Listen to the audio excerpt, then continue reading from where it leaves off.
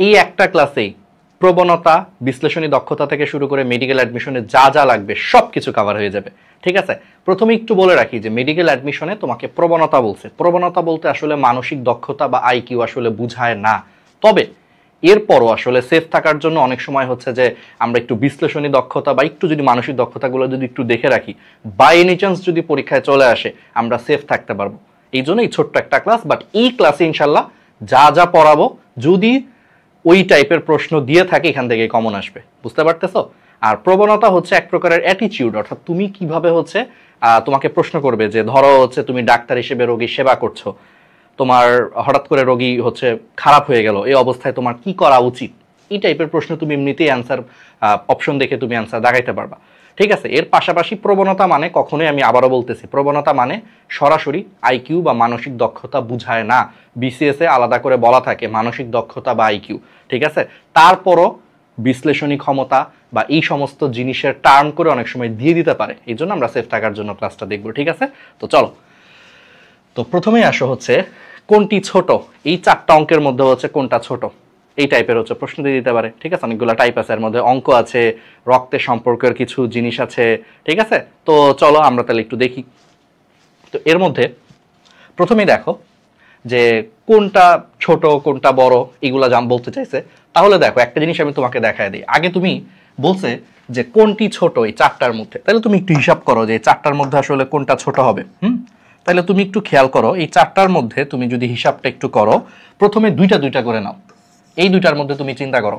ঠিক আছে, যেমন সবগুলার ভগ্নাংশের হচ্ছে হরটাকে সেম করো, ভগ্নাংশের হর অর্থাৎ নিচের জিনিসটাকে সেম করো, এটাকে 2 দিয়ে গুণ করো, উপরে নিচে 2 দিয়ে গুণ করো, তাহলে এটা হবে 4/10। তাহলে এটা হবে 4/10। তাহলে বলো এটা হচ্ছে 3/10, এটা হচ্ছে 4/10, তাহলে এই দুইটার মধ্যে ছোট কোনটা? এটা। তাহলে এটা ছোট, এটা এমনিতেই অ্যান্সার হবে না। ওকে, এরপরে চলে আসো, এটার সাথে এখন এইটার কম্পেয়ার করব আমরা। ঠিক আছে, তাহলে এটার সাথে যখন এটার কম্পেয়ার করব, এটা নিচে আছে 10, এটার নিচে আছে 15, 10 আর 15 একটা কাজ করি, এদের লসাগু হচ্ছে তোমার 30, 30-এ কনভার্ট করি। তাহলে এটাকে 30-এ কনভার্ট করার জন্য উপরে নিচে 3 দিয়ে গুণ করি, 3 দিয়ে গুণ করলে হবে হচ্ছে 9/30, 9/30। আর এটাকে 30-এ কনভার্ট করার জন্য উপরে নিচে 2 দিয়ে গুণ করি, তাহলে এটা হবে 8/30। তাহলে এটা 9/30, এটা হচ্ছে 8/30। ছোট কোনটা? এটা ছোট, 8/30, তাহলে এটা বাদ। এবার শেষ যুদ্ধ হবে এই দুইটার মাঝখানে। তো এই দুইটার মাঝখানে দেখো নিচে আছে 15, নিচে আরেকটা নিচে আছে 17। তুমি লসাগু যদি করতে না পারো একটা সিম্পল কাজ করবা, এইটার যে নিচে যা আছে সেটা দিয়ে এটার উপরে নিচে গুণ করবা, অর্থাৎ 15 ইন্টু এই যে 17, এটারও উপরে হচ্ছে ওই একই জিনিস দিয়ে গুণ করবা। বুঝতে পারতেছো? সেম ভাবে এইটার মানে এইটার নিচে যা আছে সেটা দিয়ে এটার উপরে নিচে গুণ করবা তুলনা করার জন্য, তাহলে উপরে নিচে গুণ করো। এখন দেখো দুইটারই নিচের অংশ সেম হয়ে গেছে, এটা হচ্ছে 15 ইন্টু 17, এটা হচ্ছে 17 ইন্টু 15, নিচের অংশ সেম। তাহলে নিচেরটা দেখে লাভ নেই, এবার চিন্তা করো, এটা তাহলে 4 17 68 আসতেছে, আর এটা হচ্ছে 5 17 85 আসতে 75 আসতেছে, 5 15 75 আসতেছে। ঠিক আছে, তাহলে 4 17 68 আর 5 15 75, ছোট কোনটা? 68 হচ্ছে ছোট, তাহলে এটাই হচ্ছে অ্যান্সার। তাহলে এটাই হচ্ছে অ্যান্সার, বুঝছো? তাহলে কিভাবে করলাম, তাহলে আশা করি ব্যাপারটা বুঝতে পারছো। ঠিক আছে, এইভাবে কম্পেয়ার করে আমরা বের করে ফেললাম। আসো, ব্যতিক্রম সংখ্যা কোনটি? তোমাকে বিশ্লেষণী ক্ষমতা বা এই জিনিসটা যাচাই করার জন্য এটাও দিয়ে দিতে পারে যে ব্যতিক্রমী সংখ্যা কোনটা। ঠিক আছে, তাহলে প্রশ্নটা দেখতে পাচ্ছ যে ব্যতিক্রমী সংখ্যা কোনটা, বলো। তাহলে এখানে ব্যতিক্রমী সংখ্যা কোনটা হবে বলো, পারা উচিত। দেখো 7 3 9 11 এই চারটা অঙ্কের মধ্যে বা চারটা সংখ্যার মধ্যে দেখবা একমাত্র 9 বাদে বাকি 3টা হচ্ছে তোমার কি? মৌলিক সংখ্যা, অর্থাৎ 1 এবং সেই সংখ্যাটা ছাড়া অন্য কোনো সংখ্যা দ্বারা একে ভাগ করা যায় না। তাইলে 9 বাদে বাকি 3টা সংখ্যা হচ্ছে মৌলিক, 9 হচ্ছে মৌলিক না, এই জন্য 9 হচ্ছে ব্যতিক্রম। ঠিক আছে, ওকে। তো তোমরা আমাদের ইউটিউব চ্যানেলটা এই ফ্রি ক্লাসগুলা বা এই সব কিছু আমাদের ইউটিউব চ্যানেলটা হচ্ছে আপলোড হবে। ঠিক আছে, আমাদের অফিসিয়াল ইউটিউব চ্যানেল অলরেডি হচ্ছে 1,95,000 প্লাস সাবস্ক্রাইবার্স আছে। তো তোমরা ইউটিউব চ্যানেলটাতে ক্লাসগুলো আপলোড দেওয়া হয় এবং ক্লাসগুলো প্লেলিস্ট আকারে থাকে, সাজায় পাবা। ফেসবুকেও দেই, ইউটিউবেও দেই, তবে ইউটিউবে ক্লাসগুলো সাজানো থাকে। তো ইউটিউব থেকে হচ্ছে দেখে নিবা প্লেলিস্ট আকারে। অবশ্যই সাবস্ক্রাইব করবা, বেল আইকনে প্রেস করবা। আর আমাদের official Facebook page gravity meditation search দিয়ে দেখতে পারো, 2 লাখের উপরে ফলোয়ার্স আছে। অবশ্যই ফলো দিয়ে রাখবা, নোটিফিকেশন যাতে চলে যায়, ক্লাসের সব কিছু যাতে আপডেট পেয়ে যাও। ঠিক আছে, আর আমাদের জন্য দোয়া করো অবশ্যই। আচ্ছা, এবার আসো কিছু আসো হচ্ছে সংখ্যা। সংখ্যা তো গেল, এবার আসো কিছু আসে হলো তোমার বিভিন্ন ধরনের হচ্ছে শব্দ দিয়ে, ঠিক আছে? যে বলছে যদি মেন্টাল ইজ ইকুয়াল টু 2 5 6 8 1 9 হয় তবে হেলথ ইজ ইকুয়াল টু কত? এই জিনিসটা তোমার আগা মাথা কেমন জানি লাগতেছে, ভাই এটা কি দিল, আগা মাথা তো কিছুই বুঝতেছি না। এটা আসলে অনেক সহজ, চলো তোমার আমি দেখাই। দেখো, প্রথম কথা হচ্ছে তুমি আগে মেন্টাল আর এখানে আছে কি হেলথ, এই দুইটার মধ্যে একটু মিলাও, এই দুইটার মধ্যে একটু মিলাও যে কোন লেটারগুলা কমন আছে। যেমন মেন্টালের এখানে দেখো ইটা কমন আছে, ই এখানেও ই আছে, এখানেও একটা ই আছে। তারপরে দেখো এখানে একটা এ আছে, এখানেও একটা এ আছে, এখানে একটা এল আছে, এখানেও দেখো একটা এল আছে। মেন্টাল আগে কমন জিনিসগুলা দেখো, ঠিক আছে? দেখো তাহলে এইখানে ই ইজ ইকুয়াল টু হচ্ছে 5, দেখো এখানে ই হচ্ছে 2 নম্বর অক্ষর, 2 নম্বর অক্ষরে বসছে 25, তার মানে ই ইজ ইকুয়াল টু হচ্ছে 5, এমনি চিন্তা করবা। তারপরে দেখো এখানে এ, এ হচ্ছে প্রথম থেকে চিন্তা করো 1 2 3 4 5 নম্বর অক্ষর, তাহলে 5 নম্বর অক্ষরে এখান থেকে 5 নম্বর সংখ্যা কত দেখো 1 2 3 4 5, এই যে 5 নম্বর, তার মানে এর মান হচ্ছে এখানে 1। বুঝতেছে? এমনি করে মানটা বের করতে হবে। সেম ভাবে 1 2 3 4 5 6, এল হচ্ছে 6 নম্বর অক্ষর, তাহলে এখানে সিরিয়ালে 6 নম্বর অঙ্ক কোনটা 1 2 3 4 5 6, 6 নম্বর অঙ্ক হচ্ছে 9, তার মানে এল এর মান হচ্ছে 9। তাহলে ই এর মান 5, এর মান হচ্ছে 1, এল এর মান হচ্ছে 9। তাহলে এখানে ই এর মান এই যে 5, এর মান হচ্ছে 1 আর এল এর মান হচ্ছে 9। তাহলে এখানে যাই বসুক মাঝখানে একটা 519 থাকবে, এখানে যাই বসুক মাঝখানে এখানে একটা 519 থাকবে। এবার তুমি অপশন মিলাও, বাকি কিছু দেখার দরকার নেই। দেখো একটা অপশন এখানে, দেখো মাঝখানে 519 আছে, দেখো এই অপশনটা, এটাই হচ্ছে অ্যান্সার। বুঝছো? তাহলে health is equal to what, এটাই হচ্ছে অ্যান্সার, বাকিগুলো আর দেখার দরকার নেই। তার মানে ট্রিক্সটা কি? খুব সিম্পল। কোন অক্ষর কমন, সে কমন অক্ষরগুলো বের করবা, এই কমন অক্ষরের মান বের করবা সিরিয়ালি, দেন এইখানে ওই কমন অক্ষরগুলোর সিরিয়ালি মান বসায় চিন্তা করে দেখবা কোনটার সাথে অপশন মিলে যায়, সেটাই হচ্ছে অ্যান্সার, বাকিগুলো দেখারও দরকার নেই। ঠিক আছে? দেখো 519 আর কোথাও নাই, দেখো 519 নাই, দেখো 519 নাই, 591 আছে, 519 নাই, তো এটাই। ওকে, সেম ভাবে দেখো যদি গেমস এর বানান HBNFT হয় তবে স্পোর্টস এর বানান কি হবে? ঠিক আছে, গেমস এর বানান যদি এটা হয় তাহলে স্পোর্টস এর বানান কি হবে? তাহলে দেখো এই দুটার মধ্যে সেম কমন অক্ষর খুঁজো। গেমস আর স্পোর্টস এর মধ্যে কমন অক্ষর হচ্ছে একমাত্র এস, দেখো এখানেও এস আছে, এখানেও দেখো দুইটা এস আছে, একমাত্র কমন অক্ষর হচ্ছে এস। তাহলে এস এর মানটা তুমি বের করো। তাহলে এখানে এস হচ্ছে কত নম্বর অক্ষর? 5 নম্বর, 1 2 3 4 5 নম্বর অক্ষর। তাহলে এখানে 5 নম্বর অক্ষর কোনটা? 1 2 3 4 5, তার মানে এখান থেকে বুঝলাম যে এস এর মান আসলে টি হবে। তাহলে গেমসের বানান যদি এটা হয় তার মানে এস ইজ ইকুয়াল টু আসলে টি। তাহলে এস ইজ ইকুয়াল টু যদি টি হয় তাহলে এখানেও এস এর বদলে টি হবে, এখানেও এস এর বদলে টি হবে, তার মানে এটার বানান এমন কিছু একটা হবে যার সামনেও টি পরেও টি, এমন কিছু একটা হবে যার সামনেটাও টি হবে পরেরটাও টি হবে, কারণ এস এর মান হচ্ছে এখানে টি। তাহলে স্পোর্টসের বানান যাই হোক তারও সামনেরটা টি পরেরটা টি। দেখো অপশনে একটা অপশনই আছে, সামনেরটা টি পরেরটা টি। বুঝতে পারতেছো? এগুলো সব বিসিএস এর আইকিউ বিশ্লেষণী দক্ষতা বলে, তবে সেফ থাকার জন্য দেখাচ্ছি। ওকে, এরপর আসো, যদি দেখো এনবি এমএইচপি এটার অর্থ যদি ম্যাঙ্গো হয় তবে MFNPO এর অর্থটা হচ্ছে কি? ঠিক আছে, মানে বলছে এটা ইজ ইকুয়াল টু, যদি এটা হয় তাহলে এটা ইজ ইকুয়াল টু কি? সহজ কথা। তাহলে কমন অক্ষর খুঁজো, এনবি এমএইচপি আর MFNPO এর মধ্যে কমন অক্ষর দেখো, একটা কমন অক্ষর হচ্ছে এন, ঠিক আছে, একটা কমন অক্ষর হচ্ছে এন, দেখো এখানেও এন আছে, এখানেও দেখো এন আছে। তাহলে তুমি এন এর মান বের করো। এটা ইজ ইকুয়াল টু যদি ম্যাঙ্গো হয় তাহলে এন ইজ ইকুয়াল টু আসলে এম বলা যায়, কারণ এটা ইজ ইকুয়াল টু এটা হইলে তাহলে এটার প্রথম অক্ষর এন, এটার প্রথম অক্ষর এম, তার মানে এন ইজ ইকুয়াল টু হচ্ছে এম। তাহলে এখানে এন এর মান হচ্ছে এম, তাহলে এন এর মান যদি এম হয় তাহলে এই অপশনটায় এন এর মান এম বসাও, এই অপশনটায় এন এর মান আসলে এম বসবে। তাহলে এম বসলে তাহলে 3 নম্বর অক্ষরটায় এম বসবে। তাহলে অপশনে দেখো এই 4টা অপশনের মধ্যে 3 নম্বর অক্ষরে এম বসছে একমাত্র লেমনে, লেমন, তাহলে অ্যান্সারটা হচ্ছে লেমন। বুঝতে পারছো যে ব্যাপারটা হচ্ছে এটা ইজ ইকুয়াল টু এটা। তাহলে আমি কমন অক্ষর বের করছি এন, তাহলে এখানে এন হচ্ছে 1 নম্বর অক্ষর, এখানে এম হচ্ছে 1 নম্বর অক্ষর, তার মানে এন এর মান হচ্ছে আসলে এম। এটা বের করে তাহলে এন এর মান আমি এম বসাইলে তার মানে বুঝবো যে এই জিনিসটা 3 নম্বর অক্ষরে এম বসবে। তাহলে 3 নম্বর অক্ষরে এম আছে একমাত্র লেমন, এটা হচ্ছে অ্যান্সার। এইভাবে আসলে তোমাকে চিন্তা করতে হবে। যদি এখানে একটু ভুল আছে, মানে এখানে একটু ওটা আগে হবে, যাই হোক, আচ্ছা ওইখানে না যাই, তুমি এটা জাস্ট এইভাবে বের করতে পারবা। তাহলে এইগুলা পারবা না, তাহলে এটা হচ্ছে নিজে করবা। দেখো তো, কান্ট্রি ইজ ইকুয়াল টু অর্থাৎ কান্ট্রি ইজ ইকুয়াল টু, এখানে একটা ইজ ইকুয়াল টু হবে, ইজ ইকুয়াল টু EMWLVPA লেখা হলে ইলেক্টোরেটকে কিভাবে লিখতে হবে? আই গেস পারবা।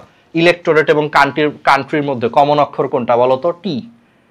টিটা দেখো কমন, তাহলে টি এর মান বের করে ওই যেখানে মিলে যাবে সেটাই হচ্ছে অ্যান্সার। তুমি এগুলো জানো, ঠিক আছে? এগুলো SW থাকবে, নিজে করবা। যদি ক্যাট এবং বোট যথাক্রমে, ঠিক আছে, XZG, তারপরে হচ্ছে এবং YL ZZ হয়, তবে এক কত? সেম, ঠিক আছে?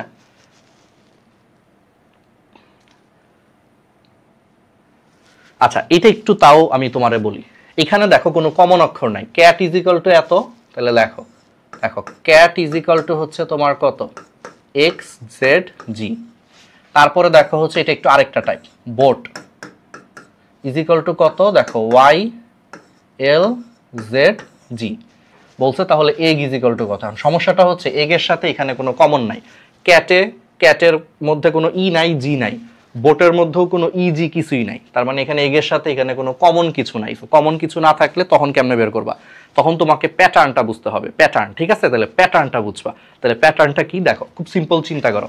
দেখো, সি এর বদলে এক্স বসছে। আচ্ছা, একটু চিন্তা করো, ইংরেজি বর্ণমালায় টোটাল অ্যালফাবেট আছে কয়টা? 26টা। তো 26টা অ্যালফাবেটের মধ্যে প্রথম থেকে চিন্তা করো, প্রথম থেকে চিন্তা করলে হচ্ছে সি হচ্ছে 3 নম্বর অক্ষর। 1 2 3 প্রথম থেকে চিন্তা করলে তো সি এর জায়গায় এক্স বসাইছে। দেখো তো এক্স হচ্ছে শেষের দিক থেকে চিন্তা করলে 3 নম্বর অক্ষর। দেখো, ইংরেজি বর্ণমালায় লাস্ট 3টা অক্ষর হচ্ছে এক্স ওয়াই জেড, তার মানে শেষের দিক থেকে চিন্তা করলে কিন্তু 3 নম্বর অক্ষর হচ্ছে এক্স। তার মানে কি প্যাটার্নটা বুঝতেছো? অর্থাৎ প্রথম দিকের 3 নম্বর অক্ষরটাকে ওরা রিপ্লেস করছে শেষের দিকের 3 নম্বর অক্ষর দিয়ে। আবার বিশ্বাস না হলে এটা দেখো, ইংরেজি বর্ণমালায় প্রথম অক্ষর হচ্ছে এ, আর শেষের দিক থেকে প্রথম অক্ষর হচ্ছে জেড। এই জন্য দেখো ওরা এ কে জেড দ্বারা প্রতিস্থাপন করছে। তাহলে কি প্যাটার্নটা বুঝে ফেলছো?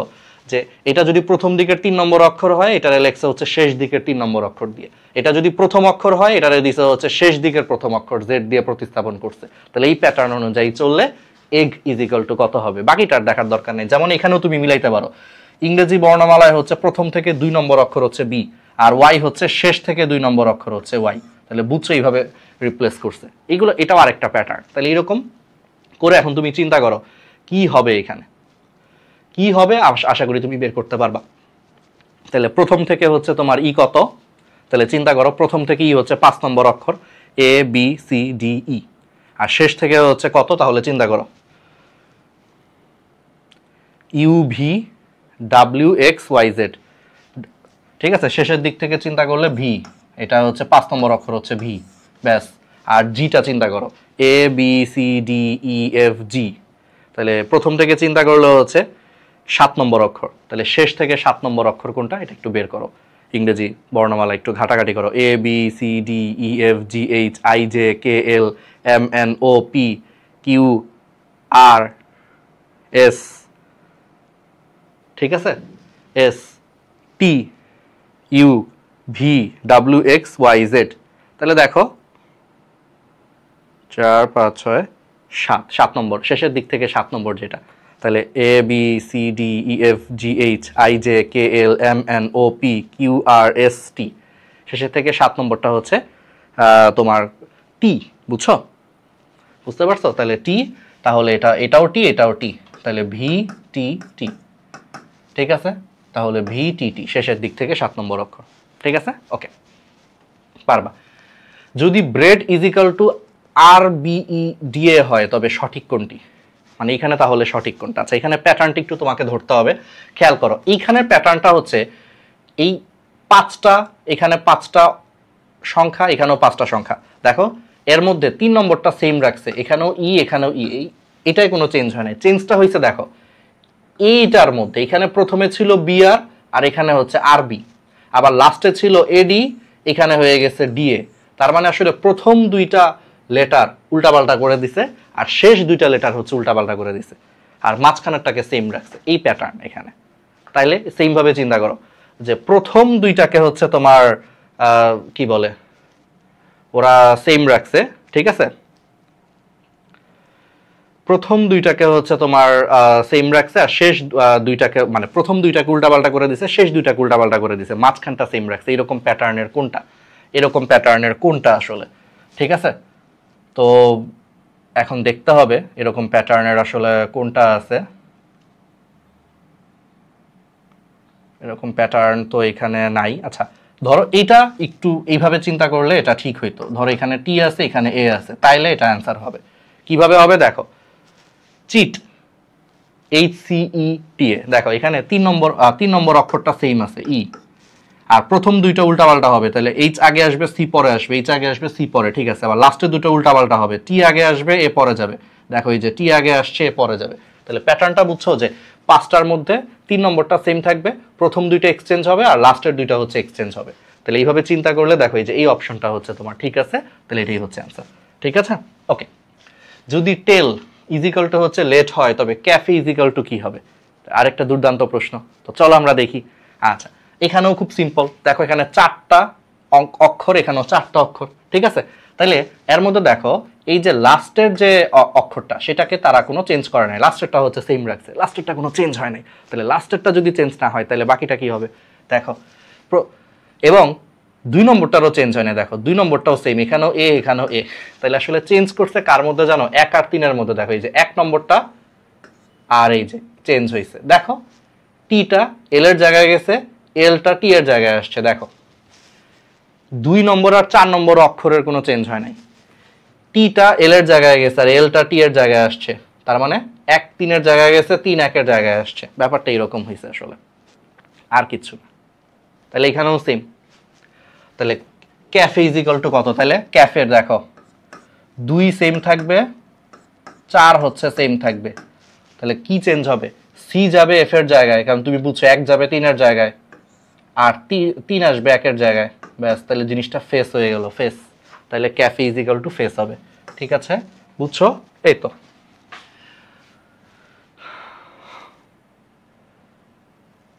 ঠিক আছে, তাহলে এইগুলো হচ্ছে করবা। ওকে, 2-1টা আমি তোমাদের করার জন্য হচ্ছে দিয়ে রাখতেছি। ওকে ওকে, দেখো প্লাস অর্থ বিয়োগ, মাইনাস অর্থ গুণ, গুণ অর্থ ভাগ এবং ভাগ অর্থ যোগ হলে এটা কি হবে? এরকম কিছু একটা বলছে। অর্থাৎ এখানে তুমি দেখতে পাচ্ছ, যেটাই দেখতে পাচ্ছ বলছে এখানে প্লাস অর্থ বিয়োগ, অর্থাৎ এখানে প্লাস মানে আসলে এটা প্লাস না, বলছে প্লাস মানে আসলে বিয়োগ। তাহলে প্লাসের জায়গায় এটা আসলে মাইনাস, প্লাস মানে এখানে বিয়োগ বুঝাচ্ছে। আর মাইনাস অর্থ গুণ, তাহলে এখানে যেটা মাইনাস দেখতে পাচ্ছ এটা আসলে মাইনাস না, মাইনাস অর্থ গুণ, ঠিক আছে? গুণ অর্থ ভাগ, তাহলে এখানে যেটা গুণ দেখতেছো সেটা আসলে ভাগ, আর ভাগ অর্থ হচ্ছে যোগ, এখানে যেটা ভাগ দেখতেছো সেটা আসলে যোগ। তাহলে এবার সংখ্যাটা বসাও, 5 5, এখানেও 5, এখানেও 5, এখানেও 5। তাহলে অ্যাকচুয়ালি এটা হচ্ছে জিনিস, যে এখানে মাইনাস মানে আসলে গুণ, প্লাস মানে আসলে বিয়োগ, ভাগ মানে যোগ, গুণ মানে হচ্ছে ভাগ। ব্যাপারটা এরকম, ঠিক আছে? ওকে ওকে, তাইলে এবার তুমি বাকিটা হিসাব করো। বাকিটা তো তুমি জানোই, যে বডমাস রুল অনুযায়ী, বডমাস রুল অনুযায়ী প্রথমে হচ্ছে ভাগের কাজ করতে হয়, তাই না? বডমাস রুল অনুযায়ী, কারণ এখানে কোনো ব্র্যাকেট নাই, তো ব্র্যাকেট বাদ প্রথম কথা। তারপরে বডমাস, তাহলে বিতে ব্র্যাকেট, ব্র্যাকেটের কাজ আগে করতে হয়, ব্র্যাকেট নাই কোনো এখানে। তারপরে ওতে হচ্ছে এর, ও বলতে আসলে এর বুঝায়, এর নাই এখানে কোনো। তাহলে এরপরে ডিতে হচ্ছে ডিভিশন, মানে ভাগের কাজটা আগে করতে হয়। তাহলে তুমি ভাগের কাজটা করো, 5কে 5 দিয়ে ভাগ করলে কত হয়? 1। তাহলে এই অংশটা হচ্ছে 1 হয়ে যাবে, এই অংশটা 1। এরপরে বড মাস, এমতে হচ্ছে মাল্টিপ্লিকেশন অর্থাৎ গুণ, এরপরে গুণের কাজ। তাহলে আগে তুমি গুণের কাজ করো, আগে তুমি গুণের কাজ করো। তাহলে দেখো 5 5 কত? 25। তাহলে 5 5 কত? 25। তাহলে এই পার্টটা হয়ে যাবে তখন 25। তারপরে বড মাস এ, ঠিক আছে? এতে হচ্ছে অ্যাডিশন মানে যোগ, এবার তুমি যোগের কাজটা আগে করো। তাহলে 25-এর সাথে 1 যোগ করো, কত হয়? 26। আর লাস্টে 26 থেকে 5 বিয়োগ করো, তাহলে কত হয়? 21। তাহলে অ্যান্সার হচ্ছে 21। বুঝছো? এই তো এইভাবে, অর্থাৎ বডমাস রুল, প্রথমে ব্র্যাকেটের কাজ, তারপরে এর কাজ, এই দুইটা এখানে নাই। দেন হচ্ছে ডিতে ডিভিশন মানে ভাগের কাজ, এর জন্য আমরা আগে ভাগের কাজ করছি। দেন সিরিয়ালে আসছে হচ্ছে এম মানে মাল্টিপ্লিকেশন, গুণের কাজ, এর জন্য গুণের কাজটা আমরা আগে করছি। দেন যোগ, এই জন্য যোগের কাজটা আমরা আগে করছি, 25 আর 1 যোগ করলে 26। দেন লাস্টে হচ্ছে বিয়োগ, বডমাস রুল অনুসরণ করে, ঠিক আছে? ওকে, ছোটবেলায় পড়ছো এগুলা। রমজান, তামান্না, ফারুক 3 ভাই বোন। তাহলে এদের মধ্যে ইংরেজি বর্ণমালার প্রথম বর্ণটি মোট কতবার ব্যবহৃত হয়? অর্থাৎ ইংরেজি বর্ণমালার প্রথম বর্ণ কোনটা? এ। বলছে এই 3 জন ভাই বোনের নামের মধ্যে এ কতবার হচ্ছে ব্যবহৃত হয়। ঠিক আছে, তাহলে দেখো রমজানে কয়বারে ব্যবহৃত হয়? 2 বার। ঠিক আছে, তামান্নাতে কয়বার ব্যবহৃত হয়? 3 বার। ঠিক আছে, ফারুকে এ কয়বার ব্যবহৃত হয়? 1 বার। তাহলে 1 3 4 আর যোগ 2 6। তাহলে টোটাল ইংরেজি বর্ণমালার প্রথম অক্ষরটা 6 বার ব্যবহৃত হচ্ছে এদের নামের ক্ষেত্রে। সিম্পল। ওকে, এবার দেখো এরকম একটা চার্ট। ঠিক আছে, দেখো এরকম একটা চার্ট দিয়ে বলছে এখানে একটা জিনিস মিসিং আছে, এখানে একটা জিনিস মিসিং আছে। বলছে যে অনুপস্থিত বর্ণদ্বয় নির্বাচন করুন। অর্থাৎ এখান থেকে এটা 45তম বিসিএস এ আসছিল, যেখানে যেই জিনিসটা অনুপস্থিত আছে। দেখো চার্টটা একটু ভালো মতো হয়তো দেখতে পারছো, ছবিটা হয়তো একটু ঘোলা লাগতে পারে। আমি একটু বলে দিচ্ছি, এখানে পিডিএফটা দিয়ে দিব, প্রথম কমেন্টে পিডিএফটা দিয়ে দিব। পিডিএফটা ক্লিয়ার আছে, হয়তো অনেক সময় ছবিতে একটু বড় করে দেখাতে একটু ঘোলা লাগতে পারে। এখানে টি আছে, এখানে এইচ আছে, এখানে প্রশ্নবোধক চিহ্ন, এখানে আর আছে, এখানে এস আছে, প্রশ্নবোধক চিহ্ন, এখানে এ আছে, এখানে ওয়াই আছে। বলছে এখানে কি বসবে। আচ্ছা, এটা একটু মাথা খাটাইতে হবে, এগুলো একটু বুদ্ধির খেলা। তো বুদ্ধির খেলায় তুমি একটু খেয়াল করলে দেখবা, যারা একটু বুদ্ধি বেশি তারা এটা একটু খেয়াল করলে দেখবা, একটু যদি এইভাবে চিন্তা করো, টি থেকে চিন্তা করো, দেখো এটা আমাদের খুব পরিচিত একটা শব্দ, থার্সডে। দেখো অনেকটা পরিচিত শব্দ। অর্থাৎ এখানে যদি আমি ইউ বসাই আর এখানে যদি একটা ডি বসাই, দেখো একটা সুন্দর একটা অর্থপূর্ণ শব্দ হয়ে যায়, থার্সডে। এই যেভাবে সিরিয়াল আসলে থার্সডে, তার মানে এখানে ইউ বসবে আর এখানে ডি বসবে। তাহলে এখানে অনুপস্থিত বর্ণ হচ্ছে ইউ আর ডি। তাহলে ইউ আর ডি হচ্ছে অ্যান্সার। দেখছো, একটু বুদ্ধি খাটাইতে হবে। ওকে, যদি ফেস ইজ ইকাল টু 6135 হয়, তাহলে ভাই ইজ ইকাল টু কত? ভাই পারবা না। এখানে কমন কোনটা? এ। ভাই, ফেস আর ভাইয়ের মধ্যে এ হচ্ছে কমন। তাহলে এখানে দেখো এর মান বের করো। এ হচ্ছে 2 নম্বর অক্ষর, আর এখানে 2 নম্বর অঙ্ক কোনটা? 1। 2 নম্বর অঙ্ক হচ্ছে 1। তাহলে এখানে এর মান হচ্ছে 1 ধরছে। তাহলে এর মান 1 ধরছে, এর মান 1 ধরছে। এটা একটু অপশনে মিলাও, দেখো কোথায় এখানে 1 আছে। আচ্ছা ভাই, এখানে তো অনেকগুলাই 1 আছে, অনেকগুলাই তো এখানে 1 আছে। অর্থাৎ 3 নম্বরটা হচ্ছে 1 হবে। ভাইয়ের 3 নম্বর অক্ষরটা হচ্ছে এ, 1। তাহলে এখানে 3 নম্বর অক্ষরটা 1 কোথায়? 3 নম্বর সংখ্যাটা 1 কোথায়? দেখো সবগুলাই 1। আচ্ছা, তাহলে আরো দেখতে হবে। দেখো সি, এখানে সি এর মান কত? দেখো এখানে সি এর মান হচ্ছে 3। তুমি কি একটা প্যাটার্ন দেখতেছো? তার মানে এখান থেকে দেখা যায় ইংরেজি বর্ণমালার প্রথম অক্ষর হচ্ছে এ, এই জন্য এর মান আসলে 1 ধরছে। ইংরেজি বর্ণমালার 3 নম্বর অক্ষর হচ্ছে সি, এই জন্য সি এর মান আসলে 3 ধরছে। ইংরেজি বর্ণমালার 5 নম্বর অক্ষর হচ্ছে ই, এই জন্য ই এর মান হচ্ছে 5 ধরছে। তার মানে যত নম্বর অক্ষর ওর মান তত ধরছে। আসলে এই প্যাটার্নটা এখানে অনুসরণ করছে। তাহলে যদি অনুসরণ করে তাহলে এবার তো একদম ইজি। ভাই, তাহলে ইংরেজি বর্ণমালার 2 নম্বর অক্ষর এটা, তাহলে বি এর মান হচ্ছে 2 হবে এখানে। বাকিটা এখন তুমি চিন্তা করো। আচ্ছা, তারপরে দেখো এইচ কত নম্বর? তাহলে A B C D E F G H. এ গুনবা দরকার বলে, A B C D E F G H. H হচ্ছে 8 নম্বর, তাহলে এটা 8। ঠিক আছে, তাহলে 2 8 1, 2 8 1। আচ্ছা, তারপরও আই কত নম্বর অক্ষর? দেখো A B C D E F G H, I হচ্ছে 9 নম্বর অক্ষর। তাহলে আই এর মান হচ্ছে 9। তাহলে অ্যান্সারটা হবে 2 8 1 9, 2 8 1 9। ঠিক আছে, দেখো এই যে 2 8 1 9, দেখছো একদম ইজি। ওকে, এই জিনিসগুলো পারবা, তাহলে এইগুলো হচ্ছে করবা। যে 2394 যদি এসিড হয় তাহলে 4546 ইজ ইকুয়াল টু কত? সেম 1 দিয়ে আসলে এখানে এ কে বুঝাইছে, ওই যে প্রথম অক্ষর, এই জন্য 1। 3 দিয়ে আসলে সি কে বুঝাইছে, যে 3 নম্বর অক্ষর সি। তাহলে এবার 4516 বলতে কারে বুঝায়? পারবা না। তাহলে এটা 4 নম্বর অক্ষর, মানে কি ইংরেজি বর্ণমালায় 4 নম্বর অক্ষর হচ্ছে ডি, এ বি সি ডি। 5 নম্বর অক্ষর হচ্ছে ই। অপশন মিলায় দেখো। আচ্ছা, অপশনে ডি, প্রথম দুইটা ডি। আচ্ছা ঠিক আছে, তারপরে এ 1, তাহলে এ। আর 6 নম্বর অক্ষর কোনটা? A B C D E F, 6 নম্বর অক্ষর হচ্ছে এফ, ডিফ। তার মানে 4546 মানে হচ্ছে ডিফ। ঠিক আছে, ওকে।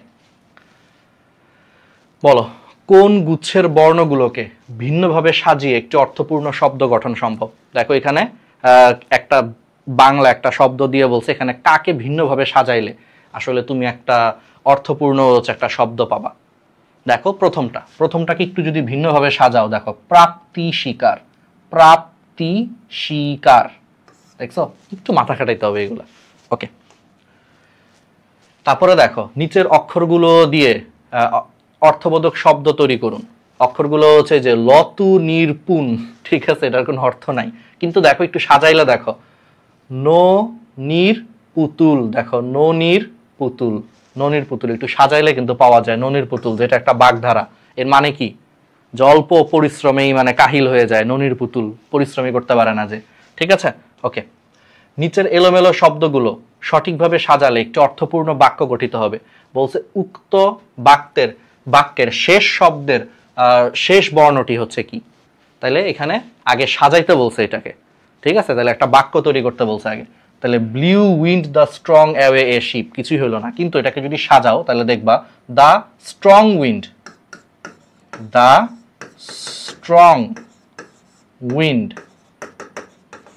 blew away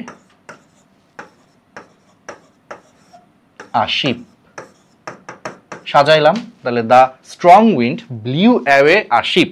এইবার দেখো তাহলে শব্দ মানে পুরো বাক্যটার শেষ শব্দ হচ্ছে তোমার কি, শিপ, সেই শিপের আবার শেষ অক্ষরটা হচ্ছে পি। তাহলে শেষ অক্ষরটা কি এটাই জানতে চাইছে, যে এটাকে সাজিয়ে শেষ শব্দের শেষ বর্ণটা কি হবে। তাহলে শেষ শব্দের শেষ বর্ণটা হচ্ছে পি হবে।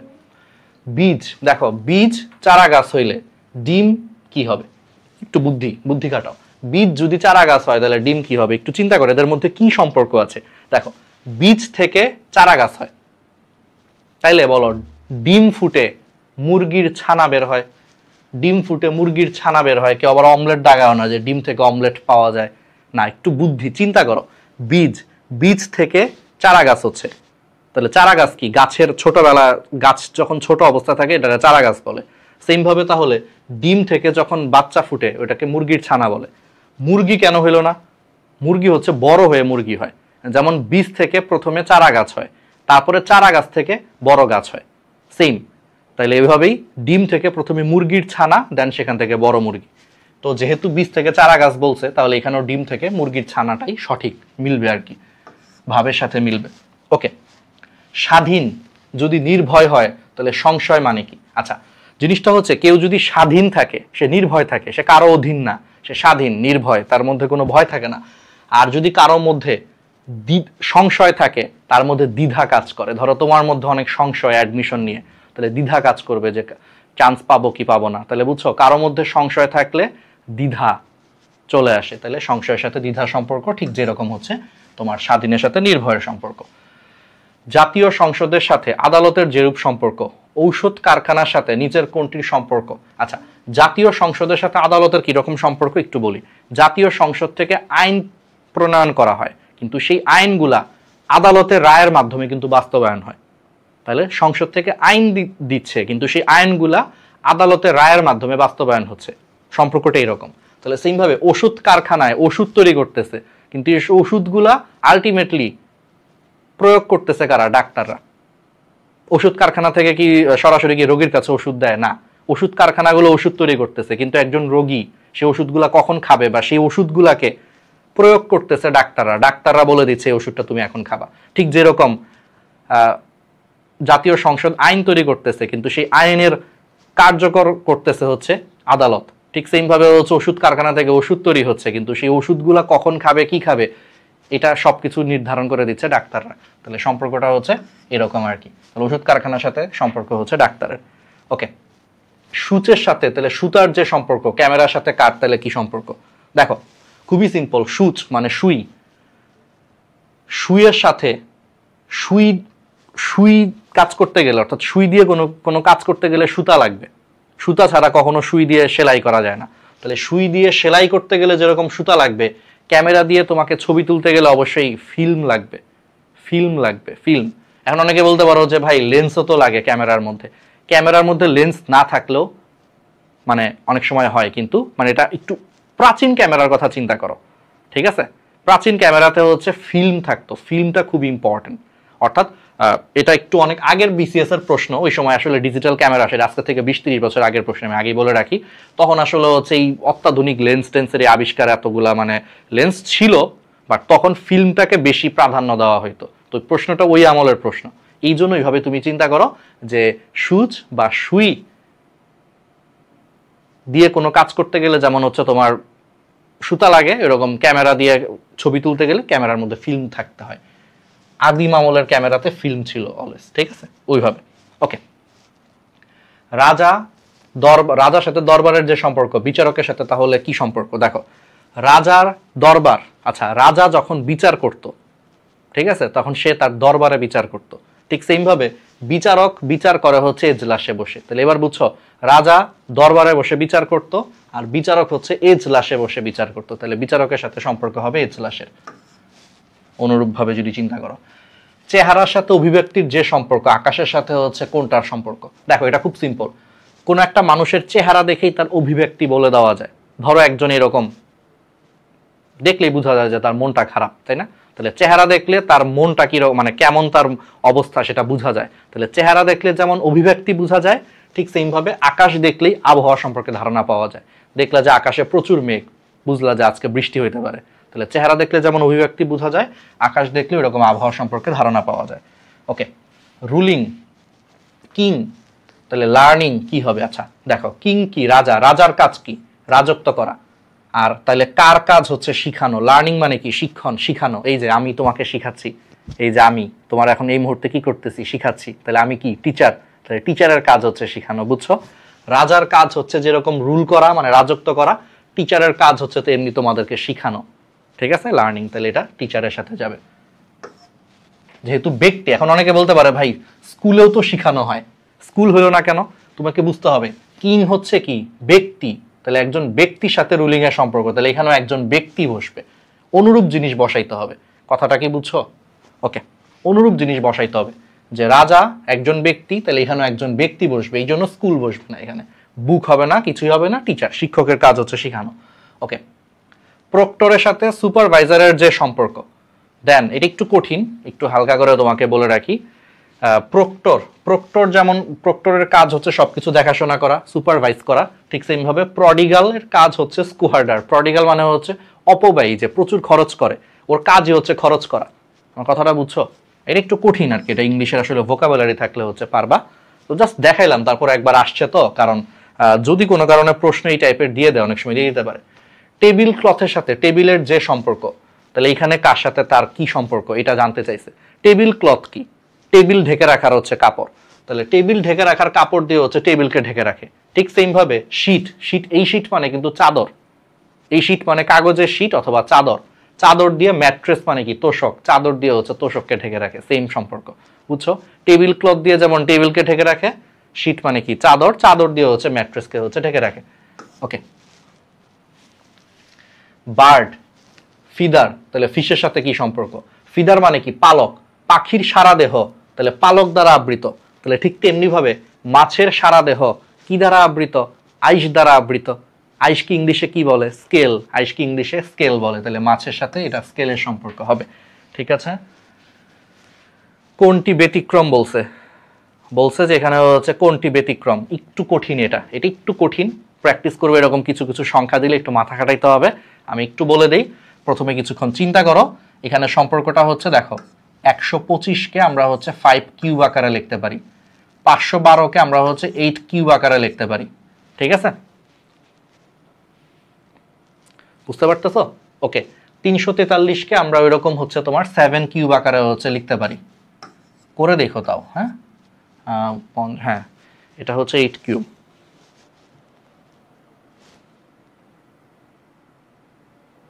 তাই না? 8 64 ইন্টু 8, 6 8 48, ঠিক আছে? 6 8 48, 8 4 হচ্ছে, হ্যাঁ 32, ঠিক আছে। এটাকে লেখা যায়, কিন্তু এইরকম কোনো, এটাকে কোনো কিউব আকারে লেখা যায় না। তাহলে এই তিনটাকে কিউব আকারে লেখা যায়, কিন্তু এটাকে কোনো কিউব আকারে লেখা যায় না। এই জন্য এটা হচ্ছে ব্যতিক্রম, ঠিক আছে? ওকে, দুপুর আড়াইটা। এবার আসো, ঘড়ির ঘন্টার কাঁটা বা এই জিনিসগুলো হচ্ছে খুব ইম্পর্টেন্ট। ঘন্টার কাঁটা বা এগুলা কি হবে না হবে, এটা খুব ইম্পর্টেন্ট, ঠিক আছে? ওকে, দেখো, দুপুর আড়াইটায় ঘড়ির হচ্ছে তোমার ঘন্টার কাঁটা ও মিনিটের কাঁটার পার্থক্য কত ডিগ্রি হবে? একটা সিম্পল জিনিস চিন্তা করো। আমি একটা ঘড়ি আঁকি, তুমি এটা বুঝতে পারবা। এটা অনেকে সূত্র দিয়ে মুখস্থ করো, সূত্র দিয়ে মুখস্থ করার কিছু নাই। বলো, একটা বিন্দুর চারপাশে কত ডিগ্রি কোণ উৎপন্ন হয়? ছোট্টবেলায় পড়ছো। একটা বিন্দুর চারপাশে 360 ডিগ্রি কোণ উৎপন্ন হয়, ঠিক আছে? আর ঘড়িতে ঘর থাকে কয়টা বলো? 12টা ঘর থাকে না? দেখো তুমি আমার কথাটা চিন্তা করো, 12টা ঘর থাকে না?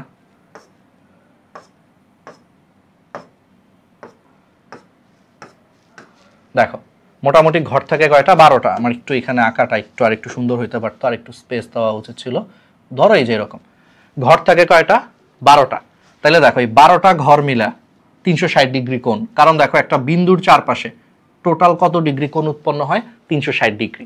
তাহলে এই 12টা ঘর মিলে কত ডিগ্রি কোণ? 360 ডিগ্রি কোণ। একটু খেয়াল করো, তাহলে 12টা ঘর মিলে যদি 360 ডিগ্রি কোণ উৎপন্ন হয়, তাহলে প্রত্যেকটা ঘর মানে কয় ডিগ্রি? আগে এটা একটু বুঝবা। প্রত্যেকটা ঘর মানে হচ্ছে তোমার 360 ডিগ্রি ডিভাইডেড বাই 12, অর্থাৎ 3 12 36, তার মানে 30 ডিগ্রি।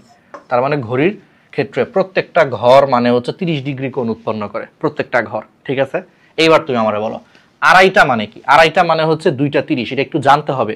1.5টা, আড়াইটা কত? 1.5টা মানে হচ্ছে 1টা 30। এগুলো একটু তোমাকে জানতে হবে, বুঝছো? 1.5টা মানে হচ্ছে 1টা 30, এরকম আর কি। তাহলে 1.5টা, এটা মানে হচ্ছে 1টা 30।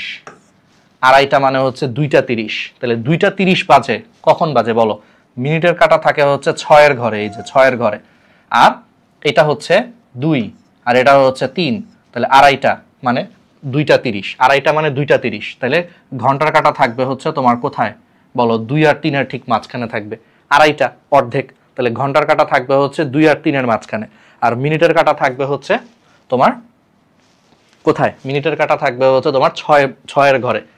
এইবার তুমি চিন্তা করো, তাহলে এদের মধ্যবর্তী কোণের মান বের করো। একদম ইজি, আমরা মাত্র পড়াইছি। প্রত্যেকটা ঘর মানে হচ্ছে 30 ডিগ্রি। তাহলে এইটা আর এই যে এটার মধ্যে কয়টা ঘর আছে দেখো? একটা ঘর, 2টা ঘর, 3টা ঘর, 3টা ফুল আছে, 3টা ঘর ফুল আছে। তাহলে 30 ডিগ্রি 30 ডিগ্রি 30 ডিগ্রি মানে 90 ডিগ্রি হয়ে গেছে। আর এই ঘরটা পুরাটা নাই, এই ঘরটার অর্ধেক আছে। আড়াইটা মানে কি? 2টা 30। তাহলে এই ঘরটা পুরাটা নাই, এই ঘরটার অর্ধেক আছে, যে অর্ধেক। তাহলে এই 30 ডিগ্রির অর্ধেক কত? 15 ডিগ্রি। তাহলে এখানে আছে 15 ডিগ্রি, আর এই যে এখানে 30 ডিগ্রি, এখানে 30 ডিগ্রি, এখানে 30 ডিগ্রি। Crystal clear? তাহলে 30 ডিগ্রি 30 ডিগ্রি 30 ডিগ্রি আর আড়াইটা মানে 2টা 30, মানে 2 আর 3-এর মাঝখানে আছে দেখে এই ঘরটা অর্ধেক হবে। অর্ধেক মানে 15 ডিগ্রি। তাহলে 30 30 30 90, সাথে হচ্ছে 15, তাহলে কত হলো? 105 ডিগ্রি। দেখছো, একদম সিম্পল। ওকে, তাহলে এরকম করে যে কোনো কিছু তুমি পারবা। দেওয়াল ঘড়িতে সন্ধ্যা 6টা বাজে। ঠিক আছে, তাহলে বলছে ঘন্টা ও মিনিটের কাঁটার হচ্ছে মধ্যবর্তী কোণ কত ডিগ্রি? এটা তো আরো ইজি, এটা তো আরো ইজি। দেখো 6টা বাজে মানে কি? ঘন্টার কাঁটা হচ্ছে 6-এর ঘরে, আর মিনিটের কাঁটা হচ্ছে 12-র ঘরে। 6টা বাজে, তাহলে এবার তো বুঝতেছি কোণের মান হচ্ছে 180 ডিগ্রি। যে কোণটা 180 ডিগ্রি, এটা তো আরো সহজ, সরল রেখা। তাহলে 180 ডিগ্রি হবে। ঠিক আছে, তাহলে বুঝছো? এইভাবে তুমি করে ফেলতে পারবা। একটি ঘড়ি 24 ঘন্টায় 1 মিনিট স্লো হয়, তাহলে 1 ঘন্টা স্লো হতে ঘড়িটির কত দিন লাগবে? ইন্টারেস্টিং। বলো 24 ঘন্টা মানে কি? 24 ঘন্টা মানে আসলে 1 দিন। তার মানে বুঝাইছে যে সে 1 দিনে 1 মিনিট করে স্লো হয়। তাহলে বলছে 1 ঘন্টা স্লো হতে কত দিন লাগবে? আচ্ছা বলো 1 ঘন্টা মানে আবার কয় মিনিট? 1 ঘন্টা মানে হচ্ছে আবার 60 মিনিট। তাহলে এবার একটা ছোট্ট অঙ্ক করি। তাহলে 1 মিনিট স্লো হয় 1 দিনে। দেখো, তাহলে সে 1 মিনিট স্লো হয় কয় দিনে? 24 ঘন্টা মানে 1 দিন। তাহলে 1 মিনিট স্লো হয় হচ্ছে 1 দিনে। তাহলে 1 ঘন্টা বা 60 মিনিট স্লো হয় কয় দিনে? তাহলে 60 × 1, ঐকিক নিয়ম, যে 1 মিনিট স্লো হয় যদি 1 দিনে, তাহলে 1 ঘন্টা বা 60 মিনিট স্লো হবে হচ্ছে 60 × 1 দিনে, অর্থাৎ 60 দিনে। তাহলে 60 দিনে হচ্ছে সে 1 ঘন্টা বা 60 মিনিট স্লো হবে। ঠিক আছে, পারা যাবে, একদম ইজি। ওকে, এবার চলে আসো। 50 মিনিট আগে সময় ছিল 4টা বেজে 45 মিনিট। 6টা বাজতে আর কতক্ষণ সময় বাকি আছে? তাহলে 50 মিনিট আগে 4টা 45 বাজে। দেখো 50 মিনিট আগে হচ্ছে 4টা 45 বাজে। তাহলে এখন কয়টা বাজে আগে সেটা তুমি বের করো। তাহলে 50 মিনিট আগে যদি 4টা 45 বাজে, এখন কয়টা বাজে সেটা বের করো। তাহলে এটার সাথে 50 যোগ করো। তাহলে 50 মিনিট আগে যদি 4টা 45 বাজে, তাহলে এখন কত বাজবে? এটার সাথে তুমি 50 মিনিট যোগ করো। এটার সাথে 50 মিনিট যোগ করলে আগে তুমি 15 মিনিট যোগ করো। 15 মিনিট যোগ করলে 4টা 45-এর সাথে 15 মিনিট যোগ করলে 5টা, হাতে থাকে হচ্ছে আরো 35 মিনিট, হাতে থাকে আরো 35 মিনিট। তাহলে 5টা 35। তাহলে এখন বাজে আসলে 5টা 35। তাহলে বলছে 6টা বাজতে আর কতক্ষণ সময় বাকি? তাহলে এখন বাজে 5টা 35, তাহলে 6টা বাজতে আরো 25 মিনিট বাকি সময়, 25 মিনিট সময় বাকি। ঠিক আছে, একদম ইজি। ওকে, আজ যদি সোমবার হয় তবে আজ থেকে 61 দিন পর কোন দিনটি আসবে? আচ্ছা, এটা একটা ইন্টারেস্টিং জিনিস। ধরো আজকে যদি সোমবার হয়, 7 দিন পরে কি আবার সোমবার আসবে না? তুমি আমার খালি একটা কথা বলো, আজকে যদি ভাই সোমবার হয়, 7 দিন পর পর তো একই জিনিস আসে, তাই না? যেমন শুক্রবার কয় দিন পর পর আসে? 7 দিন পর পর একটা করে শুক্রবার আসে। তাহলে আজকে যদি সোমবার হয়, তাহলে 7 দিন পর আবার সোমবার হবে। তারপরে 14 দিন পর 7-এর গুণিতক আর কি, অর্থাৎ আরো 7 দিন, 7 যোগ 7 অর্থাৎ 14 দিন পর আবার সোমবার আসবে। তারপরে তারও 7 দিন পরে অর্থাৎ 21 দিন পর আবার সোমবার আসবে। তারও 7 দিন পরে অর্থাৎ 28 দিন পরে আবারও সোমবার আসবে। এরকম করে 35 দিন পর, 42 দিন পর, 49 দিন পর, 56 দিন পর বা 63 দিন পর আবার সোমবার আসবে। তাহলে 63 দিন পর সোমবার আসবে। বলছে 61 দিন পরে কি আসবে? তাহলে 63 দিন পরে যদি সোমবার আসে, তাহলে 62তম দিন হচ্ছে তার একদিন আগে। 63তম দিন যদি তোমার সোমবার হয়, তাহলে 62তম দিন হচ্ছে 63-র একদিন আগের দিন। তাহলে সোমবারের আগের দিন কি? রবিবার। 61তম দিন হচ্ছে তার আগের দিন অর্থাৎ শনিবার। বুঝছো? তার মানে 61তম দিন হচ্ছে তোমার শনিবার হবে। ক্লিয়ার? আরেকবার বলি, ইটস ন্যানো রিক্যাপ টাইম।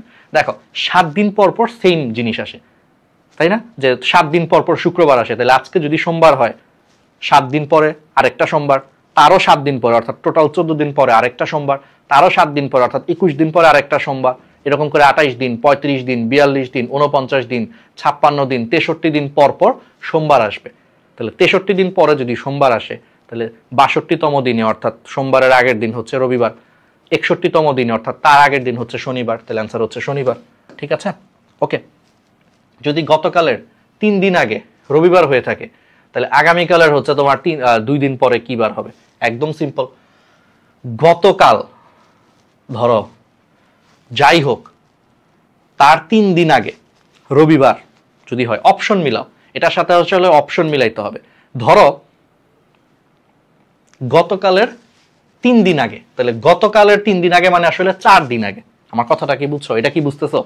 যে আমি তোমারে বলতেছি কি গতকাল এরও 3 দিন আগে, তাহলে গতকাল হচ্ছে 1 দিন আগে, আবার তার 3 দিন আগে, তাহলে সব মিলা হচ্ছে 4 দিন আগে। তাহলে 4 দিন আগে ছিল রবিবার। তাহলে 4 দিন আগে রবিবার হইলে আজকে কোন দিন আগে সেটা বের করো।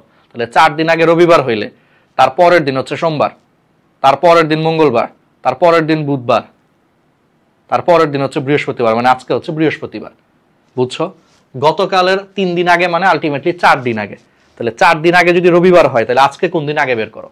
তাহলে 4 দিন আগে রবিবার হইলে তার পরের দিন সোমবার, তার পরের দিন মঙ্গলবার, তার পরের দিন বুধবার, তার পরের দিন বৃহস্পতিবার, মানে 4 দিন পর, অর্থাৎ আজকে হচ্ছে বৃহস্পতিবার। তাহলে আজকে বৃহস্পতিবার হইলে বলছে আগামীকালের 2 দিন পরে কি হবে? তাহলে আগামীকাল হবে শুক্রবার, তার পরের দিন হবে শনিবার, তার পরের দিন হবে রবিবার। তাহলে অ্যান্সার হচ্ছে রবিবার। কারণ আজকে যদি বৃহস্পতিবার হয়, তাহলে আগামীকাল হচ্ছে শুক্রবার। তাহলে শুক্রবারের 2 দিন পর কি হবে? শুক্রবারের পরের দিন হচ্ছে শনিবার, তার পরের দিন অর্থাৎ 2 দিন পরে হচ্ছে রবিবার। তাহলে অ্যান্সার হচ্ছে রবিবার হবে। ঠিক আছে? এইগুলা পরীক্ষায় আসতে পারে। যদি 5টা বিড়াল 5টা ইঁদুর ধরে 5 দিনে, তাহলে 100টা বিড়াল 100টা ইঁদুর ধরবে হচ্ছে তোমার কয় দিনে? দেখছো? 5টা বিড়াল 5টা ইঁদুর ধরে যদি 5 দিনে, তাহলে 100টা বিড়াল হচ্ছে 100টা ইঁদুর কয় দিনে ধরবে? 5 দিনেই ধরবে। আচ্ছা, এটা কেমনে হইলো ভাই? চলো একটা সিম্পল জিনিস ধরো। 5টা বিড়াল 5টা ইঁদুর ধরে কয় দিনে? 5 দিনে। এখন বিড়াল সংখ্যা যদি কমায়া ফেলো, 5টা বিড়ালের কাজ যদি তুমি একটা বিড়ালকে দিয়ে করো, লজিকটা চিন্তা করো যে 5টা বিড়াল 5টা ইঁদুর ধরে 5 দিনে। এখন ধরো 5টা বিড়ালের জায়গায় বিড়াল আছে একটা, তাহলে 5টা বিড়ালের কাজ তুমি একটা বিড়ালকে দিয়ে যদি করাও, বাকি কাজ যদি সেম রাখো, তাহলে ওর 5 গুণ বেশি সময় লাগবে। ধরো আমরা 5 জন মিলে একটা কাজ করতেছি, তুমি যদি এখন বলো যে 5 জনের জায়গায় তুমি একা সেই কাজটা করবা, তাহলে তোমার ওই এক কাজ করতে আরো 5 গুণ বেশি সময় লাগবে। ব্যাপারটা এরকম। তাহলে 5টা বিড়ালের জায়গায় যদি একটা বিড়াল থাকে, তাহলে সেই একই কাজ করতে আরো 5 দিন সময় লাগবে, মানে আরো 5 গুণ সময় লাগবে, 5 গুণ সময় লাগবে। তাহলে আগে যদি সেটা 5 দিন লাগে, তাহলে আরো 5 গুণ অর্থাৎ 25 দিন লাগবে। আগে বুঝো 5টা ইঁদুর ধরতে। কিন্তু যদি ইঁদুরের সংখ্যা যদি কমায় ফেলি, একটা ইঁদুর বলি, তখন আবার কমে আসবে। 5টা ইঁদুরের জায়গায় যদি কাজের সংখ্যা কমায় দিই, তখন ওই যে 5 দিয়ে ভাগ হবে। কাজের সংখ্যা কমায় দিছি, এই জন্য ভাগ হচ্ছে। ঠিক আছে? তাহলে এবার দেখো, একটা বিড়াল একটা ইঁদুর ধরে, তার মানে হচ্ছে 5 গুণ 5 বাই 5 দিনে। তাহলে এবার তুমি হিসাব করো যে 100টা বিড়াল 100টা তাহলে ইঁদুর ধরে কয়দিনে? তাহলে এই যে 5 × 5 তাহলে 100, নিচে আরেকটা 100, ঠিক আছে? ওকে, তাহলে সব মিলে কাটাকাটি করে দেখো কত হয়, 5ই থাকে। মানে ব্যাপারটা বুঝছো যে 5টা বিড়ালের জায়গায় একটা বিড়ালকে দিয়ে কাজ করাইলে তোমার একই কাজ করাই লাগবে হচ্ছে 25 দিন। আর যদি কাজটাকে আবার 5 ভাগের 1 ভাগ করে ফেলি, 5টা ইঁদুরের জায়গায় যদি একটা ইঁদুর ধরতে বলি, তাহলে আবার 25/5 মানে 5 দিন লাগবে সময়। তাহলে সেম ভাবে ওই রেশিওটা অলওয়েজ সেম থাকবে। তাহলে 100টা বিড়াল ওই 100টা ইঁদুর ধরতে ওই ঘুরে ফিরে ওই 5টা দিনই আসলে সময় লাগবে। কারণ তুমি বিড়ালের সংখ্যা যদি আবার 100 করে দাও, বিড়ালের সংখ্যা যদি 1 থেকে 100 করে দাও, তাহলে 100 জনকে কাজ দিলে, একই কাজ দিলে সময়টা 100 ভাগের 1 ভাগ হবে। এই জন্য 100 দিয়ে ভাগ হচ্ছে সময়টা। আবার কাজটাকে 100 গুণ বাড়ায় দিছো, একটা ইঁদুরের জায়গায় 100টা ইঁদুর ধরতে বলছো, তাহলে কাজটা আবার 100 গুণ বেড়ে গেলে সময় লাগবে হচ্ছে 100 গুণ বেশি। সিম্পল জিনিস যে মানুষ বাড়ায় দিলে কাজ কমে যায়, এখানে তুমি বিড়াল বাড়ায় দিছো, কাজের মানে যত বেশি বিড়াল বাড়াবা সময় কম লাগবে। মানুষ বাড়াইলে কি কাজের সময় কম লাগে, তাহলে বিড়াল যত বাড়াবা সময় কম লাগবে, এই জন্য 100 দিয়ে ভাগ হয়েছে। আবার এটা হচ্ছে কাজ যত বাড়াবা সময় তত বেশি লাগবে। বড় বড় কাজ দিলে বড় বেশি সময় লাগবে, তাহলে কাজ বাড়ায় ফেলছো, সময়টা তখন বেশি লাগতেছে, গুণ হবে। তো কাটাকাটি করে দেখো 5ই হবে, বুঝছো? সিম্পল, ঠিক আছে? ওকে, কোন বানানটি শুদ্ধ? আচ্ছা, এটা একটু মনে রাখবা, শুদ্ধ সেটা হচ্ছে গ্রস্ত। এই ক্ষেত্রে একটা ছোট্ট নিয়ম আছে যে শব্দের শেষে শত বসে, সাধারণত বসে হচ্ছে এমন কিছু যেটা বাদ দিলে হচ্ছে শব্দের কোনো অর্থ থাকে না। যেমন দেখো রোগগ্রস্ত, এখান থেকে যদি আমি শত যদি বাদ দিয়েও দেই, রোগগ্র, এটার কোনো অর্থ নাই। কিন্তু শব্দের শেষে শথ বসে কখন জানো? শথ এমন একটা জায়গায় বসে যেটাকে বাদ দিলেও একটা অর্থ থাকে। যেমন গৃহস্থ, এখানে শথ বসে কেন? কারণ এখানে শথকে যদি বাদ দিয়ে দাও তাও একটা অর্থ প্রকাশ করে, গৃহ। তাহলে বুঝছো? তাহলে শথ আর শত, ঠিক আছে, এদের মধ্যে বসার শর্ত আছে। শত আর শথ, এদের মধ্যে বসার শর্ত আছে। শথ তখনই বসে যখন এটাকে বাদ দিলেও একটা অর্থপূর্ণ শব্দ থাকে। যেমন গৃহস্থ, ওইটাকে বাদ দিলেও দেখো অর্থপূর্ণ শব্দ থাকে, গৃহ, ঠিক আছে? আর শত তখনই বসে যখন এটাকে বাদ দিলে আর অর্থপূর্ণ শব্দ পাওয়া যায় না। যেমন শতকে বাদ দাও, রোগগ্র, আর কিছু পাওয়া যাচ্ছে না, তাইলে এই ক্ষেত্রে তখন শত বসে। এই জন্য এটা সঠিক বানান হচ্ছে রোগগ্রস্ত, ত হবে। কারণ এটাকে বাদ দিলে কোনো অর্থপূর্ণ শব্দ পাওয়া যায় না, এই জন্য সাধারণত ওই রকম জায়গায় শত বসে। আর শথ কখন বসে? যখন এটাকে বাদ দিলেও একটা অর্থপূর্ণ শব্দ পাওয়া যায়, সেই জায়গায় শথ বসে। এই জন্য গৃহস্থ, এখানে শথ বসবে। Crystal clear? এটা সাধারণ নিয়ম, ব্যতিক্রম আছে তবে এটা সাধারণ নিয়ম। ওকে, শুদ্ধ বানান কোনটি? সেম ভাবে অধোগতি, অধোগতি, ওকার আছে একটা, এগুলো একটু খেয়াল রাখবা, পরীক্ষায় মাঝে মাঝে আসে। Which one is correctly spelled? Colonel বানান কি? কলোনেল, এটা এমনি মনে রাখবা। কর্নেল বানানটা অ্যাকচুয়ালি কলোনেল, কলোনেল, কলোনেল, এমনি করে আমরা ছোটবেলায় মনে রাখতাম। ওকে, কোন শব্দটি সূর্য শব্দের সমার্থক শব্দ নয়? এরকম টাইপ আসতে পারে, ঠিক আছে? মানে এগুলো একটু আমি তোমাকে আগেই বলতেছি, বিশ্লেষণী দক্ষতা টাইপ। এটার আবার কেউ বাংলা মনে করো না, এটা বিশ্লেষণী দক্ষতা টাইপ, এই টাইপের দিয়ে দিতে পারে পরীক্ষায়, ঠিক আছে? তাইলে দেখো সূর্যের সমার্থক শব্দ অনেকগুলো আছে, একটু দুইটা, এগুলো খুব কমন জিনিস দিবে, দিলে খুব কমন জিনিস দিবে। ছোট্টবেলায় পড়ছো সূর্যের সমার্থক শব্দ কি আছে? ভানু, ভাস্কর, সবিতা, আদিত্য, আফতাব, ঠিক আছে? এগুলো হচ্ছে তোমার, তারপরে মারতণ্ড, এগুলো হচ্ছে সূর্য সমার্থক শব্দ। কিন্তু অদ্রি মানে হচ্ছে পাহাড় বা পর্বত, এটা সূর্য সমার্থক শব্দ না। উইটি এর সমার্থক শব্দ কোনটি?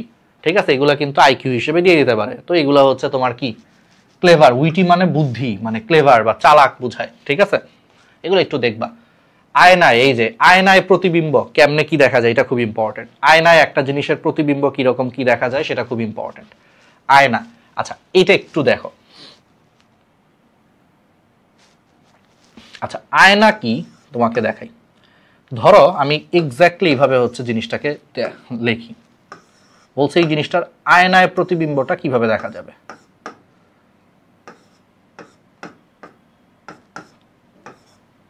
দেখো আমি যদি এইখানে একটা আয়না রাখি, মনে করো এই বরাবর যদি আমি একটা আয়না রাখি, সমতল দর্পণের শর্ত কি? সমতল দর্পণের একটা শর্ত আছে, সমতল দর্পণের যেটা সবচেয়ে কাছে থাকে, দর্পণ থেকে সবচেয়ে কাছে যেটা থাকে সেটার প্রতিবিম্বটাও কাছে গঠিত হয়। এই মাথাটা কাছে আছে না, তাহলে এই মাথাটা এই যে এইরকম হবে, তারপরে এই মাথাটা অর্থাৎ এইরকম হবে, উল্টা এরকম হবে, ঠিক আছে? ওকে, টি এর এই প্রান্তটা এই প্রান্তে আসবে, ঠিক আছে? ওকে, আই সেম থাকবে, এরকম হবে। দেখো এলটা কি হবে, এলটা একটা প্যাচ লাগবে, এল এর এই মাথাটা কি কাছে না, তাহলে আয়নায় এল এর এই মাথাটা, এই যে এই মাথাটা আয়নাতেও কাছে তৈরি হবে। এবং দেখো আস্তে আস্তে কিন্তু দেখো এইটা দূরে সরে যাচ্ছে, এটা কিন্তু দেখো আয়না থেকে দূরে, তাহলে প্রতিবিম্বটা আস্তে আস্তে আয়না থেকে দূরে সরে যাবে, এই যে এরকম হয়ে যাবে। কথাটা বুঝছো? দেখো এই মাথাটা কিন্তু এল এর এই মাথাটা হচ্ছে কাছে, এই জন্য আয়না এই মাথাটা ঠিক এই পয়েন্টে গঠিত হবে। তারপরে দেখো এই বাকি অংশটা আয়না থেকে দূরে সরে যাচ্ছে, আয়নাটা এখানে মনে করো বসাইছি, তাহলে প্রতিবিম্বটাও হচ্ছে কি এখান থেকে দূরে সরে যাবে, মানে এই দিকে হবে। দেন এই যে উপরের দিকে উঠছে, এটা উপরের দিকে উঠবে, এলটা এরকম দেখা যাবে আয়নার মধ্যে। এবার আসো হচ্ছে এটা তুমি যদি হিসাব করে দেখো এই আয়নার মতো চিন্তা করো, এটা এর মতোই দেখা যাবে, ঠিক আছে? ইউটাও ইউ এর মতোই দেখা যাবে। আচ্ছা এবার আসো কিউ, দেখো কিউ এর এই মাথাটা কাছে না, আয়নার কাছে না, তাহলে এই যে এই মাথাটাও আয়নার কাছে হবে। কিন্তু তারপরে দেখো এই মাথাটা আস্তে আস্তে কিন্তু আয়না থেকে দূরে সরে যাচ্ছে, তাহলে প্রতিবিম্বটাও এটা আস্তে আস্তে আয়না থেকে দূরে সরে যাবে, এরকম হবে। আর বাকি গোল্লাটা এরকমই থাকবে, তো কিউকে এরকম দেখা যাবে আয়নায় প্রতিবিম্ব দিলে। বুঝছো? ফিল করতে হবে এটা কাছে, তাহলে এই মাথাটাও কাছে, দেন এই যে এটা আস্তে আস্তে দূরে সরে যাচ্ছে, এটাও আস্তে আস্তে দূরে সরে যাবে, ব্যাপারটা দেখতে এরকম লাগবে। এখন তুমি হচ্ছে দেখো এটার সাথে মিলে দেখো কোনটা মিলছে। দেখো ওয়াই টি আই, তারপরে হচ্ছে এটা তো উল্টা, আসলে উল্টা উল্টা বলতে এই যে এটা, এই যে এটা মিলছে, দেখো এই যে এটা উল্টা, এলটা এই যে এরকম এরকম, Y T I L A U, আচ্ছা ইউ, এটা ইউ হবে, হ্যাঁ ইউ, আর এই যে কিউটা এরকম হবে, এরকম, অর্থাৎ এইটা হচ্ছে অ্যান্সার আর কি। এখন এটা একটু টাইপ করা কঠিন, কারণ উল্টা এল তো আসলে টাইপে করা যায় না, একটু কঠিন আর কি, এই জন্য একটু হয়েছে। তো এরকম বুঝছো, এভাবে তোমাকে অ্যান্সার করতে হবে। আয়নায় ইনফরমেশনের সঠিক প্রতিবিম্ব কোনটা? পারবা না, পারবা না। এখানে ধরো তুমি একটা আয়না রাখছো, আমি তোমার জাস্ট একটা ইনিশিয়াল পার্টটা দেখাইলাম, আমার মনে হয় তুমি আমার থেকে এখন ভালো পারবা। আমি তোমাকে ইনিশিয়াল মোমেন্টটা দেখাইলাম, যে এইখানে তুমি ধরো হচ্ছে আয়না রাখছো, তাইলে এখন দেখো এনের এই মাথাটা এটা কাছে, এটা এখানে গঠিত হবে।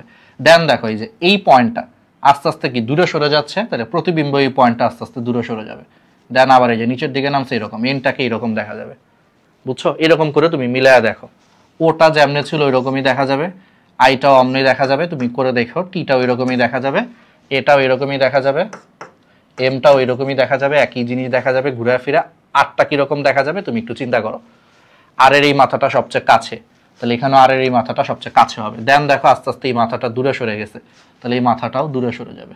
ওকে, দেন আবার কাছে আসতেছে, কাছে এসে বৃত্ত তৈরি করছে, তাহলে এটাও কাছে আসবে, প্রতিবিম্বটাও কাছে আসবে, আয়নার কাছে আসবে, তাহলে কাছে এসে এই যে বৃত্ত তৈরি করবে। দেন এই যে আরটা এরকম দেখা যাবে। এরকম করে মিলায় দেখো কোনটা মিলে, ঠিক আছে? ওকে, বলছে যে 4টি বিকল্প থেকে প্রদত্ত চিত্রের সঠিক আয়নাটি বেছে নিন। অর্থাৎ বলছে যে এখানে যদি আমি একটা আয়না রাখি, তাহলে আয়নায় হচ্ছে নিচের কোন প্রতিবিম্বটা দেখা যাবে, অর্থাৎ এই জিনিসের প্রতিবিম্ব কোনটা হবে। চলো দেখো, এখানে যদি আমি আয়না রাখি, ওই সেম কনসেপ্ট, আয়নার এই অংশটা এরকমই হবে, তাহলে মাথায় রাখো এটা এরকম, তো প্রতিবিম্বটা তখন এই যে এরকম হবে। এই যে এই পয়েন্টটা হচ্ছে আয়নার কাছে, এই পয়েন্টটা আয়নার কাছে, এটা আস্তে আস্তে আয়না থেকে দূরে সরে যাচ্ছে, তাহলে এটাও প্রতিবিম্বটা আস্তে আস্তে দূরে সরে যাবে। সেম ভাবে দেখো এই পয়েন্টটা, এই যে এই পয়েন্টটা মনে করো এই যে এখানে, তারপরে দেখো এই পয়েন্টটা আস্তে আস্তে দূরে সরে যাচ্ছে আয়না থেকে, তাহলে এই পয়েন্ট এই প্রতিবিম্বটা আস্তে আস্তে আয়না থেকে দূরে সরে যাবে। এটাই হচ্ছে বেসিক, ঠিক আছে, সমতল দর্পণের বেসিক। যে তাহলে বুঝছো, সেম ভাবে এই পয়েন্টটা এরকম ছিল, এখানে এরকম হবে, এরকম হবে উপরের পার্টটা, তাহলে এই যে এরকম ছবিটা। আচ্ছা এরপরে আসো, এরপরে এসে এইটুকু অংশ এরকমই থাকবে, এরকমই থাকবে। এই যে লাস্টে আসো, এই যে এই পার্টটা কিরকম হবে, ঠিক আছে, এই পার্টটা হচ্ছে তোমার কিরকম হবে, ছবিটার এই পার্টটা এটুকু, ঠিক আছে। এখন আসো এই যে এই পার্টটা দেখো, এই পার্টটার চোখা, এই পার্টটার অংশটা দেখো, এটা আস্তে আস্তে আয়না থেকে দূরে সরে যাচ্ছে। দেখো এটা কিন্তু আস্তে আস্তে আয়না থেকে, আয়না কিন্তু এইখানে, তাহলে এই পার্টটা আয়না থেকে দূরে সরে যাচ্ছে, তাহলে এইখানেও এই জিনিসটা আসলে আয়না থেকে দূরে সরে যাবে। এটা যেমন আয়না থেকে দূরে সরে যাচ্ছে, এটাও আয়না থেকে দূরে সরে গেলে এই যে এইরকম ভাবে হবে, দেখছো, এই যে আয়না থেকে দূরে সরে যাচ্ছে, এরকম হবে। এবার তাহলে এটার সাথে মিলাও কোনটা, দেখো এই যে এটা মনে হয় মিলে গেছে, এটা দেখছো স্ট্রাইপগুলো, এই যে দেখো এটাই, তাহলে এটাই হচ্ছে সঠিক প্রতিবিম্ব। বুঝছো, এইগুলো পরীক্ষা আসতে পারে। নিচের ছবিতে ভারসাম্য রক্ষার জন্য কত ওজনের প্রয়োজন, এগুলো একটু আইকিউ হিসেবে আসে, এটা হচ্ছে লিভারের নীতি বলে, এটা একদম সিম্পল। এই ক্ষেত্রে মনে রাখবা, মানে ভারসাম্যের ক্ষেত্রে অলওয়েজ মনে রাখবা যে এইখানে যে বস্তু দেওয়া থাকবে, ধরো সেই বস্তুর ওজন যদি এক্স হয়, সূত্রটা হচ্ছে এক্স ইন্টু এই পয়েন্টের দূরত্ব। দেখো এইটুকুর দূরত্ব হচ্ছে 6 মিটার, প্রশ্নে বলা আছে, তাহলে এই ক্ষেত্রে সূত্রটা হচ্ছে এক্স ইন্টু এইটুকুর দূরত্ব ইজিক্যাল টু হবে এখানে যে ওজন দেওয়া আছে 9 ইন্টু এইটুকুর দূরত্ব 4। মানে বুঝছো জিনিসটা হচ্ছে সোজা কথা, এই প্রান্তে যে ওজন দেওয়া আছে সেই ওজন ইন্টু দূরত্ব ইজিক্যাল টু এই প্রান্তে যে ওজন দেওয়া আছে সেই ওজন ইন্টু দূরত্ব, অর্থাৎ এই প্রান্তে তাহলে 9 আর দূরত্ব হচ্ছে 4, তাহলে 9 ইন্টু 4 যা আসবে, এখানে যদি ওজন থাকে এক্স, তাহলে এক্স ইন্টু 6 হচ্ছে তাই আসবে। এটাই হচ্ছে শর্ত, লিভারের ভারসাম্য বা ব্যালেন্স করার শর্ত হচ্ছে এটা, যে ওজন বা কেজি, মানে এখন কেউ বললো না যে ভাই এটা তো আসলে ভর। আচ্ছা, ফিজিক্সের ভাষায় যদি বলি ভর ইন্টু হচ্ছে তোমার দূরত্ব ইজিক্যাল টু হবে এই পাশের ভর ইন্টু এই পাশের দূরত্ব, ব্যাস এখান থেকে এক্স এর মান বের করা, তাহলে এই ব্যালেন্স পেয়ে যাবা। তাহলে 36কে 6 দিয়ে ভাগ করলে কত হয়, 6 6 6 36, তাহলে এক্স এর মান হচ্ছে 6, তাহলে 6 কেজি ভরের বস্তু রাখতে হবে। ঠিক আছে, সেম, তাহলে পারা যাবে না বলো, তাহলে এখানে এক্স আর 10, তাহলে এক্স ইন্টু 10 ইজিক্যাল টু এই পাশে কত 100 ইন্টু 5, বাকিটাকে করা লাগবে 500, 500 10 দিয়ে ভাগ করলে কত হয় 50, তাহলে এক্স এর মান কত 50 কেজি ভর রাখতে পারবা। আচ্ছা, এই প্যাটার্ন, ঠিক আছে, এরকম প্যাটার্ন, আচ্ছা এই প্যাটার্নটা না, এটা লাগবে না, এইটা আসলে বিসিএস এরও একটা কঠিন প্রশ্ন, তোমাদেরকে এরকম দিবে। আচ্ছা তারপর একটু দেখাই, দেখো এই ছবিটা, দেখো এই ছবিটায় 3টা প্যাটার্ন আছে। দেখো বলছে প্রথমে এরকম, পরে এরকম, তারপরে এই যে এরকম। দেখো তো এই প্যাটার্নটা কি ধরতে পারতেছো, আমি তোমার একটু বুঝাই। এই জিনিসটাকে মনে করো তুলে নিয়ে আসো, এই জিনিসটাকে তুলে নিয়ে এসে এর সাথে যুক্ত করে দাও। এই যে জিনিসটা তো এরকম ছিল না, এই জিনিসটাকে এই যে তুলে নিয়ে এর সাথে যুক্ত করে দাও, যুক্ত করে দিলে দেখো তো এরকম হয় কি না, এই যে এরকম। সেম ভাবে দেখো এটা ছিল এরকম, এখানে দেখো এই প্যাটার্নটা দেখো, এই বরাবর দেখো, এই বরাবর একটা প্যাটার্ন হচ্ছে এরকম, আরেকটা প্যাটার্ন হচ্ছে এরকম, ঠিক আছে, এরকম বা এই তো এরকম। এখন বলো এই দুইটারও তুমি যদি একসাথে মিলাও, ধরো এটাকে নিয়ে এসে এইখানে বসাও, এই জিনিসটাকে মনে করো নিয়ে এসে যদি আমি এইখানে বসাই, দেখো তো অনেকটা এরকম হচ্ছে না, এই যে এরকম হচ্ছে না, এই জিনিসটাকে নিয়ে এই মাথায় বসাইলে দেখো অনেকটা এই যে এরকম। তাইলে বলছে এটা আর এটা থাকলে এখানে কি বসবে, অর্থাৎ একটা হচ্ছে এবার এরকম প্লাস এরকম, আর একটা হচ্ছে এবার এরকম প্লাস হচ্ছে তোমার এরকম। তাহলে এই দুইটাকে মিক্সড করলে আসলে কি পাওয়া যাবে, সোজা কথা এই দুইটাকে মিক্সড করলে কি পাবা, একদম ইজি। দেখো আমি এই মাথাটায় দেখো এই জিনিসটা বসাই, এখানে এই জিনিসটা বসাই, বসাইলে দেখো এরকম, আর এই মাথায় আমি এই যে এই জিনিসটা বসাই, ঠিক আছে, বসাইলে দেখবে এই যে এরকম হবে, এরকম, মানে ওই যে এই জিনিসটা, বুঝছো, এই মাথাটা এরকম আর কি, ঠিক আছে, এরকম করে বসাও, দেখো এই যে অনেকটা এরকম হবে শেপটা, অর্থাৎ এই যে ফুলের মতো শেপ পাওয়া যাবে, অনেকটা এই যে এরকম ফুলের মতো শেপ, অনেকটা এরকম কাছাকাছি। ছবিগুলো পুরোপুরি অ্যাকুরেট না, একটু তো হাতে আঁকছে, বুঝছেই পারতেছে, ওরাই হাতে আঁকছে আসলে, এই জন্য একটু এরকম হচ্ছে, তাহলে অনেকটা এরকম শেপ পাওয়া যাবে, এটাই হচ্ছে অ্যান্সার, যেখানে এরকম শেপ আছে। ওকে, প্রশ্নবোধক চিহ্নিত স্থানে হচ্ছে কি বসবে, সংখ্যার একটা ধাঁধা এগুলা, ঠিক আছে, কি বসতে পারে দেখো, চলো আমরা দেখি। 2/b, এখানে e/5, 8/h, তাহলে এখানে কি বসবে, তুমি কি খেয়াল করতেছো, বি হচ্ছে দ্বিতীয় লেটার 2, ই হচ্ছে 5 নম্বর লেটার 5, এইচ হচ্ছে 8 নম্বর লেটার 8, তাহলে এখানে যাই বসবে ওই সেম, যাই বসবে তাহলে হচ্ছে তোমার সেম।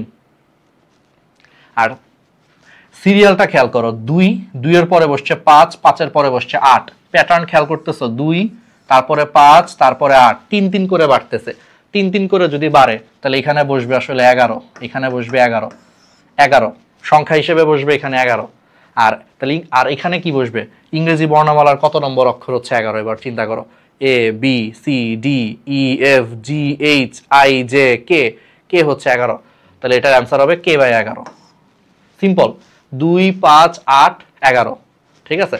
আর 2 এর সাথে বসছে বি দ্বিতীয় অক্ষর, 5 এর সাথে বসছে 5 নম্বর অক্ষর, 8 এর সাথে বসছে 8 নম্বর অক্ষর, তাহলে 11 এর সাথে বসবে 11 নম্বর অক্ষর কে, তাহলে এটাই হচ্ছে आंसर। এখানে মিসিং জায়গাটা এই জিনিসটা বসবে প্যাটার্ন অনুযায়ী।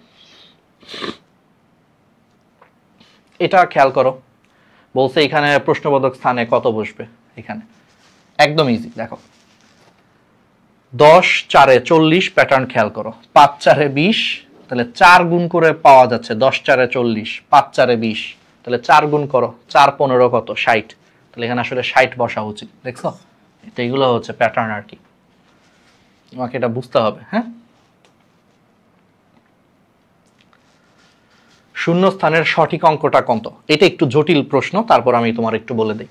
1 4 2, এটা হোয়াট, নিচে আবার 49 64 169। দেখো প্যাটার্নটা আমি তোমাকে ধরায় দিই।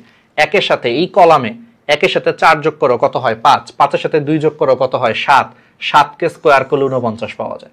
তার মানে এই তিনটাকে যোগ করে যত পাওয়া যায় তাকে স্কয়ার করলে নিচেরটা পাওয়া যায়। এই প্যাটার্ন মেইনটেইন করছে। দেখো বিশ্বাস না হলে এখানে মিলায় দেখো, 4 এর সাথে 2 যোগ করলে কত হয় 6, 6 এর সাথে 2 যোগ করলে কত হয় 8, 8 কে স্কয়ার করো 64। তার মানে এই তিনটাকে যোগ করে যা পাবা সেটাকে স্কয়ার করলে এটা পাবা, এই তিনটারে যোগ করে যা পাবা সেটাকে স্কয়ার করলে এটা পাবা। তাহলে বলো 169 পাওয়ার জন্য আমার কত কে স্কয়ার করতে হবে, 13 কে স্কয়ার করতে হবে। 13 কে স্কয়ার করলে হচ্ছে 169 পাওয়া যায়। তার মানে এই তিনটাকে যোগ করলে আসলে 13 পাইতে হবে। তার মানে প্যাটার্ন বলে আমাকে যে এই তিনটাকে যোগ করে তুমি 13 পাবা, দেন ওই 13 কে স্কয়ার করে 169 পাওয়া গেছে। তাহলে এই তিনটাকে যোগ করলে যদি 13 পাওয়া যায়, তাহলে 5 আর 3 যোগ করলে 8, ধরো এটা হচ্ছে x, তাহলে প্রশ্ন মতে x + 5 + 3 = তোমার 13, তাহলে x এর মান কত 8, 8 ওই পাশে গেলে হচ্ছে 5, x এর মান হচ্ছে 5, তাহলে এখানে 5 হবে। কারণ এখানে 5 হইলে দেখো 5 5 10, 8 যোগ 3 13, 13 কে স্কয়ার করলে যে 169 প্যাটার্ন মিলে, তাহলে এখানে প্রশ্নবোধক স্থানে হচ্ছে 5 বসবে। ঠিক আছে, নিচের কোন সংখ্যাটি ক্ষুদ্রতম, পারবা না, একদম আজকে প্রথম একটা করাইছি, সেটার SW থাকবে। এবার আসো একটু হালকা করে তোমাকে একটু রক্তের সম্পর্ক হচ্ছে দেখাই। এই রক্তের সম্পর্কটাও হচ্ছে তোমার পরীক্ষায় আসতে পারে আইকিউতে। রক্তের সম্পর্ক বলতে ধরো এরকম তোমাকে বলতে পারে যে ক, জাস্ট আমি দেখাই, তুমি এগুলো পারবে, এগুলো তোমার পারিবারিক বিভিন্ন আত্মীয় স্বজন আছে, এগুলো তোমরা পারো। ভাই এটা না পারলে সমস্যা, ভাই তুমি আত্মীয় স্বজন কে কি লাগে তোমার এটা তো তুমি জানো, তোমার মামাকে, মামা মানে কি, মায়ের ভাইরে মামা বলে এটা তো তুমি জানো, চাচা বা কাকা কি, বাবার ভাইরে হচ্ছে চাচা বা কাকা বলে, এইটুকু তো বেসিক তোমার আছে নাকি? ঠিক আছে, তোমার হাজবেন্ড বা তোমার ওয়াইফের বাবা তোমার কি হবে, শ্বশুর হবে, এইটুকু তো তুমি বুঝতেছো। এই জিনিসগুলো জানলেই তুমি এটা পারবা। যেমন এখান থেকে প্রশ্ন আসতে পারে, ক হচ্ছে ম এর মা, ঠিক আছে, ম হলো ল এর ভাই, তাহলে বলবে কর সাথে লর কি সম্পর্ক, ক ল এর কি হয়, বা ক ল এর সম্পর্কে কি হয়। ঠিক আছে, সম্পর্কে কি হয়, এই টাইপের প্রশ্ন আসতে পারে। অর্থাৎ ক হচ্ছে ম এর মা, আবার ম হচ্ছে ল এর ভাই, তাহলে ক হচ্ছে ল এর সম্পর্কে কি হবে। ঠান্ডা মাথায় চিন্তা করো, ঠান্ডা মাথায়, ক আর হচ্ছে ম, এদের মধ্যে কি সম্পর্ক, মায়ের সম্পর্ক, ক হচ্ছে মা, ঠিক আছে, ম এর মা, তাহলে ম হচ্ছে ক এর হচ্ছে মেয়ে বা ছেলে, আমি জানি না ছেলে নাকি মেয়ে বলে নাই, এখানে বলে নাই। আচ্ছা, তারপরে বলছে আবার এই ম হচ্ছে ল এর ভাই, তাহলে ম ল এর ভাই, তাহলে ম ল, তাহলে এই ক্ষেত্রে ল এর ভাই হচ্ছে ম। তাহলে এবার বলো, ক যদি তাহলে মর মা হয়, আবার ল এর ভাই যদি ম হয়, তাহলে ক কি আসলে লর মা না, সেম না? ধরো তোমার আম্মুর ছেলে হচ্ছে তুমি আবার তোমার বোনের ভাই, তাহলে তোমার আম্মু, এখন বলছে তোমার আম্মু, তাহলে তোমার বোন, অর্থাৎ লর কি হয়, মাই তো হবে, অর্থাৎ ক লর সম্পর্কে কি হবে, মা হবে। বুঝতে পারতেছো, সিম্পল জিনিস, যে এর মা হচ্ছে এটা, আবার এ হইল এর ভাই, তাহলে এর ভাই যদিও হয়, তাহলে ওর বোন অথবা ভাই হবে, বোন অথবা ভাই কিছু একটা হবে, মানে যাই হোক ওর মা আর ওর মা সেম হবে, তাহলে এ হচ্ছে আসলে আরো মা, ব্যাপারটা এরকম। তাহলে সিম্পল এরকম পরীক্ষা আসতে পারে, এরকম আরো অনেক কিছু মানে আসতে পারে, ঠান্ডা মাথায় জাস্ট অ্যান্সার করবা, এই তো, দ্যাটস ইট। হুবহু কমন পাবা না, যা যা দেখাইলাম হয়তো হুবহু কমন পাবা না, কিন্তু এই টাইপের প্রশ্ন তুমি কমন পাবা। সো একবার করে দেখে গেলে বাই এনি চান্স যদি কঠিনও হয়, একটা মনে করো যে কি বলে একটা কি থাকলো। ওকে, এটা আমাদের হচ্ছে ওয়েবসাইট, এটা প্লাস হচ্ছে আরটিডিএস ওয়েবসাইট। এগুলা হচ্ছে তোমরা আমাদের জন্য যদি কোনো কোর্সে যুক্ত হতে চাও, ঠিক আছে, এটা শুধু 25 না, এটা আমরা 26 ব্যাচে অনেকে দেখবা, 27 ব্যাচে অনেকে দেখবা, সবার উদ্দেশ্যে আসলে বলা। এখন অনেকে 25 ব্যাচ 24 ব্যাচ বলতে পারো, ভাই আর 4-5 দিন পরে আমাদের হচ্ছে পরীক্ষা, এখন আবার কিসের কোর্স মেডিকেলের। সবার জন্য ওভারঅল বলতেছি, 26-27 যদি কেউ থাকো, এইটা হচ্ছে আমাদের মেডিকেল কোর্স বা একাডেমিক কোর্সের জন্য ওয়েবসাইট দুইটা। এটা হচ্ছে আমাদের একাডেমিক কোর্স প্লাস হচ্ছে ভার্সিটি অ্যাডমিশনের জন্য, আর এটা হচ্ছে আমাদের মেডিকেল কোর্সের জন্য। এই ওয়েবসাইটে তুমি যুক্ত হয়ে থাকতে পারো, অথবা হচ্ছে এই যে আমাদের এই গ্রুপগুলোতে যুক্ত থাকতে পারো। এটা আমাদের পাবলিক গ্রুপ, যুক্ত থাকো। এটা আমাদের ভার্সিটি অ্যাডমিশনের জন্য। এটা আমার পার্সোনাল পেজ, ফলো দিয়ে রাখো, আমাকে মেসেজ দিও, রিপ্লাইগুলো আমিই দিব ইনশাল্লাহ। এটা হচ্ছে আমাদের ভার্সিটি পেজ, ঠিক আছে, মেসেজ দিও। আর ইউটিউব বা আমরা পেজ তো বলছি, আর গ্র্যাভিটি মেডিটেশন সেটা। আর আমাদেরকে যদি কোনো কারণে না পাও বা স্টিল যদি যোগাযোগ করতে চাও, পেজে মেসেজ দিবা, এই যে আমার ডক্টর পেজটাতে হচ্ছে মেসেজ দিবা, তাইলেই হবে। অথবা গ্র্যাভিটি মেডিটেশন পেজে মেসেজ দিবা, অথবা ভার্সিটি স্টেশন পেজে মেসেজ দিবা। আর যদি আমাদেরকে এমনি হোয়াটসঅ্যাপে মেসেজ দিতে চাও, তাহলে এই নম্বরটায় হচ্ছে হোয়াটসঅ্যাপে হচ্ছে মেসেজ দিতে পারো, ঠিক আছে। এই তো, তাইলে দোয়া রাখো আমাদের জন্য, জাস্ট এটা সেফ থাকার জন্য বললাম।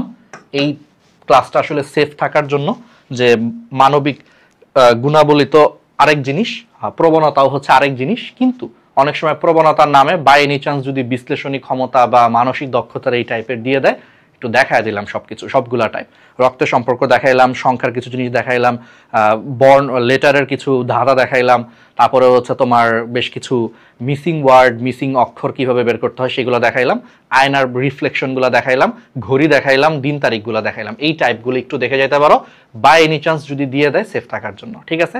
আর আমাদের জন্য দোয়া করো, যা যা লাগবে সবকিছু তোমাদের জন্য আমরা দিব।